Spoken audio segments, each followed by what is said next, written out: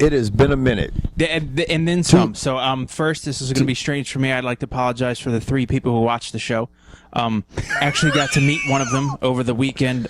Kevin was out of town, and I was at the CrossFit Mid-Atlantic Regionals, and one of the competitors on Team Hardback CrossFit out of Delaware walked up to me while I was standing there getting a bottle of water and said, "Do you from the Uncut Sports Show?" And I looked down and I said, "Yep." He shook my hand and walked off. I was like, "Oh, hey, cool. All right." That was surreal for me. That's nothing like that's ever happened to me, so that was cool. Dude, I don't know your name, but I'm looking at your picture right now, and you were just as jacked here as you were there. So I think his team came in the top 10, though. I mean, his team did well. But, oh, nice. But it was. If anyone ever gets a chance to watch a CrossFit competition, you should definitely go see one live. It's entertaining, to say the least. It's fucking crazy, dude. Those motherfuckers put it on, dude. And I got one other thing to do. I was also sitting at the house over the weekend ignoring the UFC event, and one of the guys who follows me on FaceSpace and follows our lovely show sent me a message on Facebook, told me to call him. I was like, all right, whatever. You gave me your phone number. I'll call you. It's no big deal. And it's G. Williams. And he sat there and said, "Look, dude, I'm in Vegas. I'm sitting here talking to Joe Silva. Is there anything you'd like to ask him?" And I'm like, what do you ask that guy? And I said, all right. My question was through G to the matchmaking guy. Who did I just say? Joe Silva? Yeah.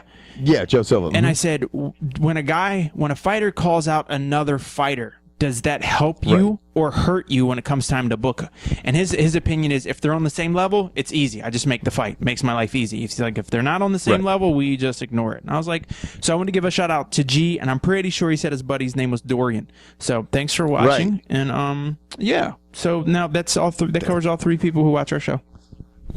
There you go. And you know what? We love you guys. Now, since you're on the the MMA kick, well, you were on the CrossFit kick, but the MMA kick, there was UFC 173. Obviously, we all know the results. All you MMA fan and MMA enthusiasts know the results. There was a huge fucking upset. I don't think anybody saw Dillashaw beating Renan Barao. That shit was crazy. Because they're so short. People barely saw them.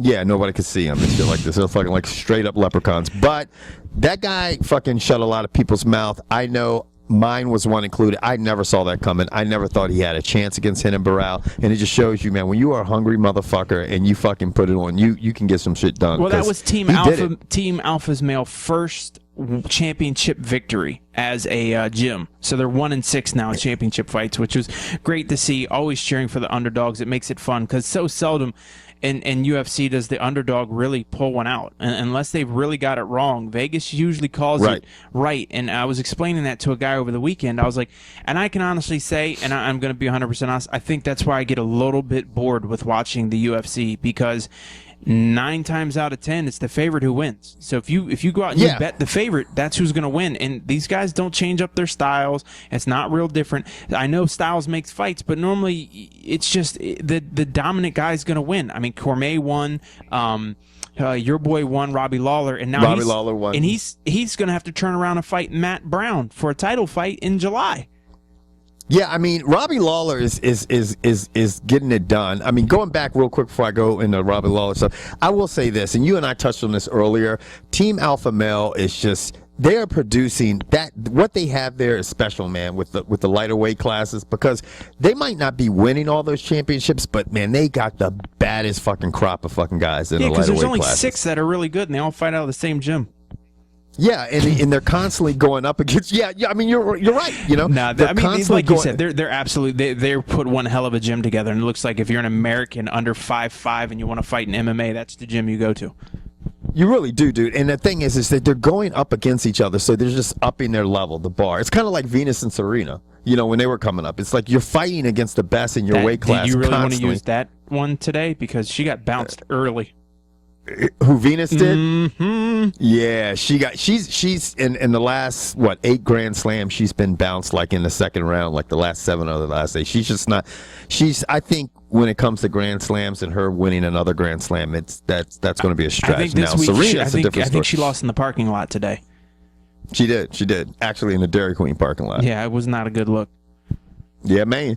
But going back to Robbie Lawler, man, is just he's like a new, he just doesn't even, because years ago you used to watch him and say, man, this guy's got so much potential. He proved it again, and now he's consistent, man. I mean, he's beating good people. I mean, you got to scratch the Johnny Hendricks fight because he lost that. A lot of people, it's funny, he lost that, but he beat Hendricks' ass. Yeah. You know what I mean? And the other thing is he's smart. Is he's striking while the iron's hot. He's a hot name. Right. He's going to sell seats. People are going to sign up to watch him. People are going to buy pay-per-views. And that's, honestly, I think that's one of the next biggest cards that's coming out. I mean, you got Weidman versus Machida in July. But I'm pretty sure, Lawler Brown is July 26th. I mean, they didn't get much of a turnaround. But as name power, I mean, between here, where we are at today, and there, I mean, if you're a Ben Henderson fan, you got that. So the Lawler Brown fight. I mean, those are two guys a fucking straight collision course. Yeah, dude, that's gonna be a war. Besides the Aldo Mendez 2 fight, I don't think there's a fight between now and then. I want to see more than that Lawler Brown fight. And like I said, that's at the end of July. What's up with the Weidman fight? I'm sorry.